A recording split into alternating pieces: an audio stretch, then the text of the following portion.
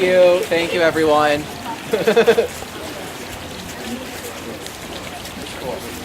So, as I said earlier, thank you so much to everyone who has come out, from Jewish Voice for Peace New Haven, to Yale students, to more of our New Haven neighbors, everyone. Thank you so much for coming out this Sunday afternoon. As I said, Nika here, the main organizer for this event, posted on our Facebook group. We're hoping that this is the first of many events over the course of next few years, in solidarity with Palestine, with members of our campus community, but also people, other people, everyone else who's living in New Haven. We're hoping that this is an initial point of contact of kind of getting to know each other, of building community, coming together in solidarity. So be sure to check out the Facebook page, sign up onto the Google form for Students in Justice in Palestine that Nika posted about. Whether you live in New Haven or whether you're a Yale student, everyone is more than welcome to join. And we'd love to hear your input to kind of forming this group to be something really, really special and important in years moving forward. So without further ado, I'm going to get started. I have a quick introduction, kind of about what's going on, and then afterwards we're going to be reading out the names of all the people who've lost their lives in the Great March of Return. Nika's passing out Post-it notes for people to then, as I'm reading out the names, to write the names in chalk on this wall, so that we have the names up here for people to see as they're passing by. Even though these lives were stolen, their names live on, right? Their resistance lives on, right? Their legacy lives on, and that's part of the reason that we're here today. Yeah.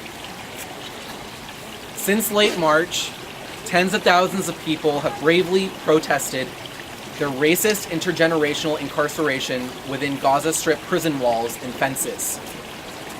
Our siblings in Gaza are demanding their right to return to the land, communities, and homes that were stolen from them.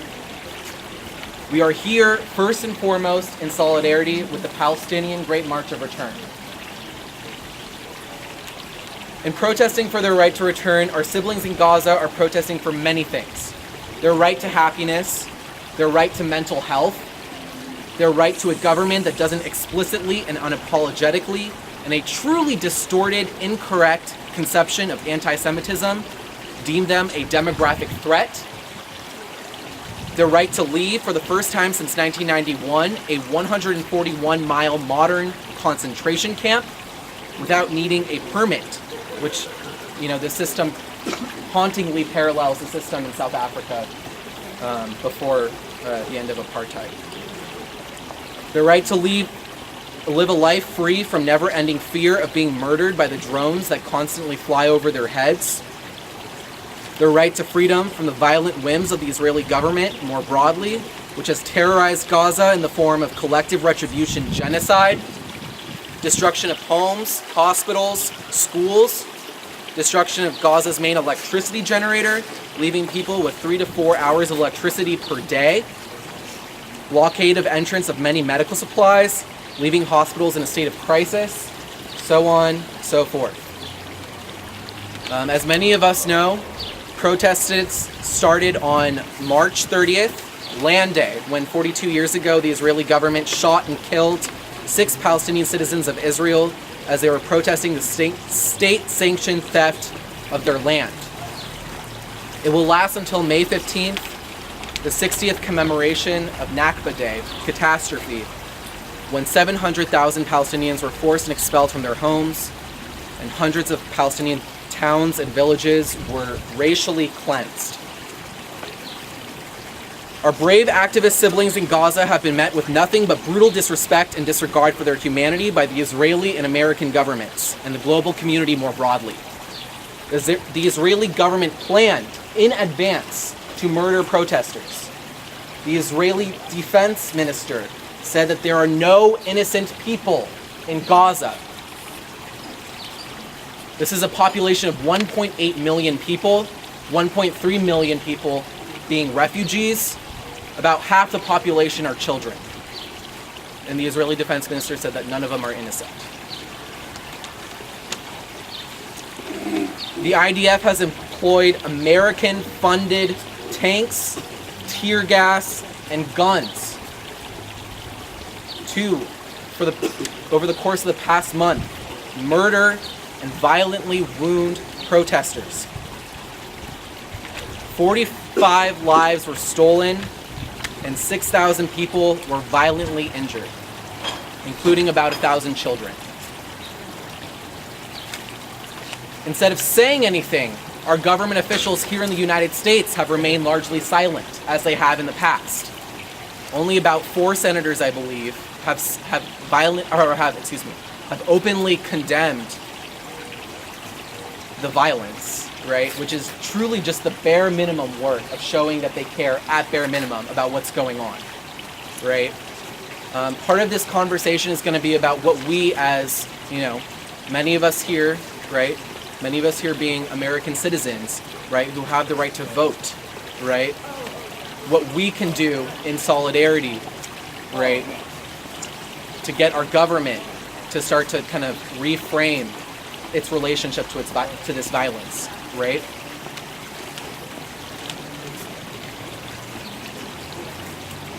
But yeah, it's not just the governments, right? Silence more broadly has been deafening, but it's really great that we're all gathered here today, right? I see here hope, right? I see here solidarity. I see here momentum moving into the future that will continue to grow and expand and bring this violence to a halt.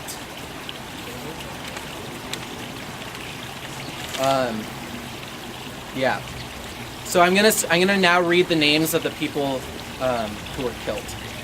And then after that, we're going to have people come up and speak, including anyone who wants to speak who isn't, who isn't a planned person to speak. Everyone's welcome to speak. So without further ado, I'm going to read the names of the people who the IDF has killed in the past 30 days, protesting in Gaza.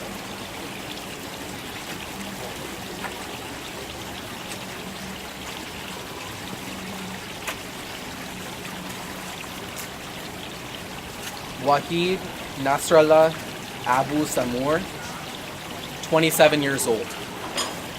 He was a farmer farming on his land, which is right next to the border. He wasn't even participating in the protests, but the IDF killed him with tank fire.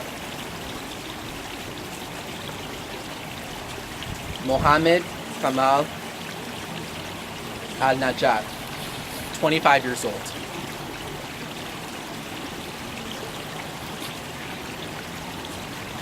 Mohammed Naeem Abu Amr, 27 years old.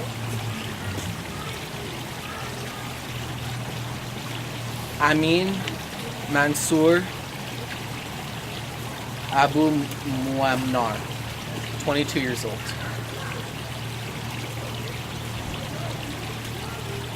Ibrahim Salah Abu Shar, 22 years old. I'm 22 years old.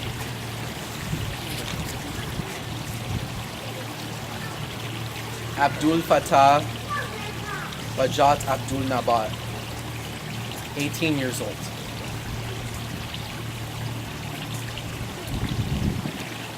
Mahmoud Saadi Rami, 33 years old.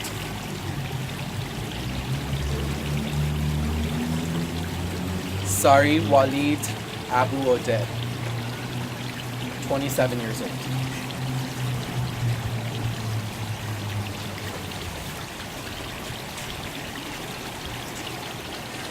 Don Ismail Abu Amshad, 29 years old. Jihad Ahmed Farina, 34 years old. Ahmed Ibrahim Ashur Odeh, 19 years old. Abdul Qadir Murdi Al Hawarji, 42 years old.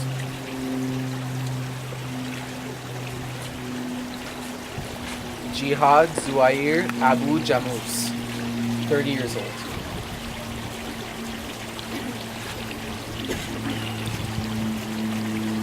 Musab Zuhair Al Salul, 20 years old.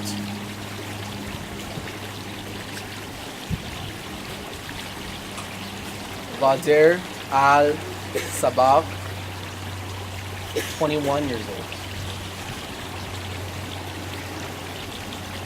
Naji Abdullah Abu Ujair, 25 years old. Mohammed Al-Rabaiya, 20 years old.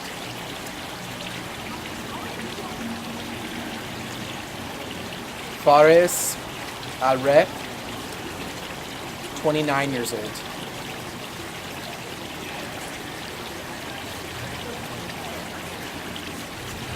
Shadi Hamdan Al-Kashif, 34 years old. Ahmed Arafa, 25 years old. Mujahid Nabil Al-Khudari, 24 years old.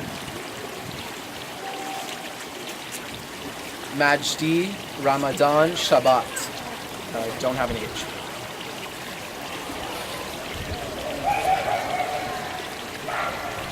Ala Yaha Al-Zamili, 16 years old.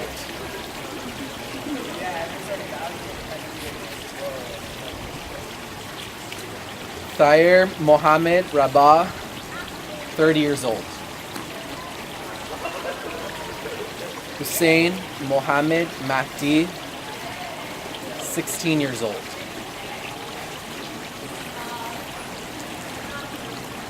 Osama Khamis Hudeh, 38 years old. Ibrahim Aler, 20 years old. Sidki Abu Atiwi, 45 years old. Mohammed Saeed Saleh, 33 years old. Yasser Murtaja, 30 years old, a journalist wearing a vest that clearly said journalist. Shot and killed nonetheless. Hamza Abdel Al, 20 years old. Marwan Hudei, 45 years old. Abdullah Al-Sheri, 30 years old. Mohammed Hijaila, 31 years old. Islam Harazallah, 28 years old. Ahmed Akel, 25 years old.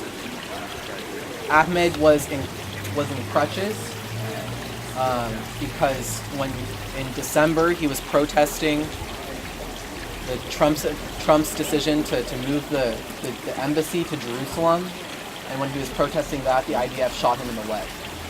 So he was in crutches, but during the Great March of Return, they shot him again and killed him.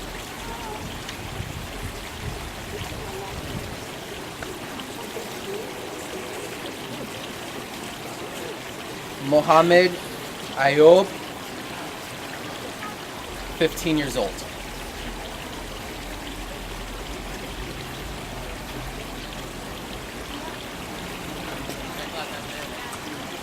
Saad Ataha, 29 years old.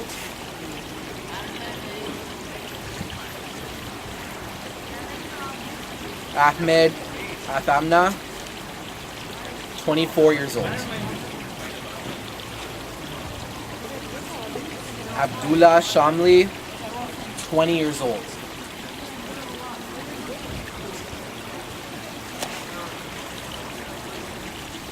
You know, 20 years old, right? Just think about that. In college speak, right? That's like a sophomore in college, right?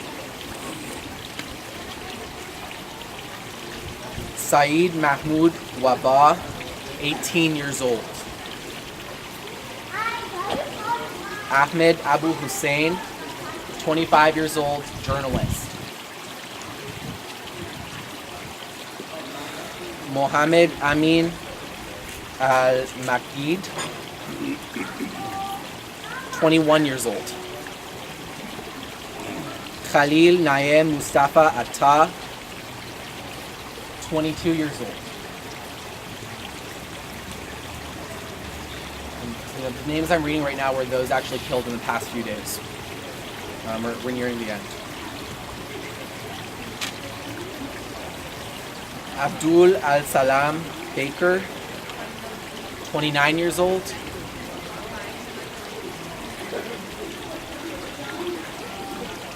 And lastly, the 46th person killed by the IDF, Azam Awaid, 14 years old.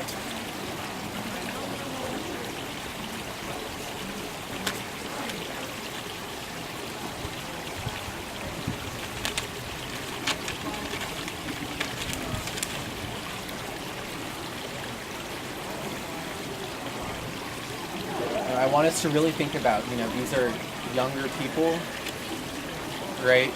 These are people around our age, right, whose lives were stolen from them. These are children whose lives were stolen from them, right, who just happen to be born incarcerated, right, who have every right to protest for their right to freedom, are killed for it, right? American-funded weaponry. And our politicians are deafeningly silent. Yeah.